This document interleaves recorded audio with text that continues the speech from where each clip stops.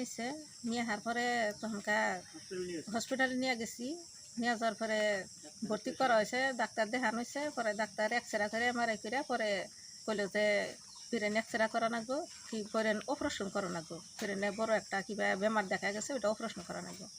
দেখেন আমরা তো গরিব মানুষ, অপারেশন আমরা কী দিয়ে করবো, পয়সা পাতি নাই, আমরা দিন মজুরি করে খাই। তাহলে যদি লানেরা দয়া করে যদি কিছু সহায় সুবিধা করুন তাহলে আমার অল্প ভালো হতো, বাচ্চাটা বাঁচার হইতাম। না হলে তো আমার বাচ্চাটা এইভাবে বিছনাম দিয়ে বসে বসে এই দিন যাও লাগবো। এটা করতো বয়স 16 বছর, 16.5 বছরই চলছে আর কি। 16 বছর গেছে গা, 17 বছর চলছে। তাইজুল হক। কোন স্কুল? মাক্কা এমনি স্কুলে করতো।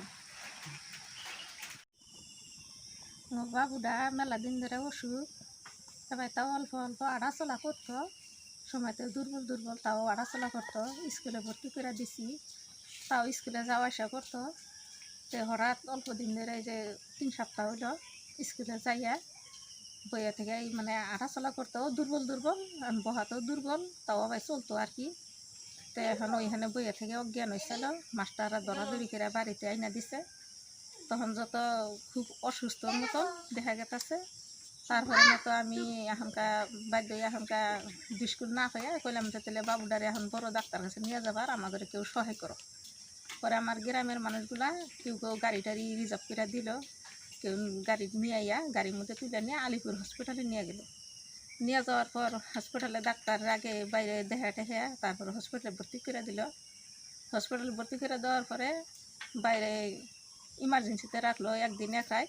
রাখার পরে ডাক্তারে কইতাছে তাহলে বড় ডাক্তার কাছে নিবার তোমরা ব্যবস্থা করো, বাচ্চাটা এত বেশি অসুস্থ। তখন আমি কইলাম যে দেখেন আমরা গরিব মানুষ, বড় ডাক্তার কাছে নিবার তো আমাদের সম্ভাবনাই নাই, আমরা সামর্থ্যই নেই, আমরা পারতাছি না। তা আপনারা যদি পারুন বাচ্চাটা এত অসুস্থ, অল্প ব্যবস্থা করে দিন। এখন এইখানে যদি চিকিৎসা করে ভালো করা যায় তো সেই ব্যবস্থাই করুন। বাইরে যদি নেওয়ার যদি দরকার পড়ে আমার ঘরে ক্ষমতা হবো না, যদি আপনারা বাইরে নিয়ে চিকিৎসা করে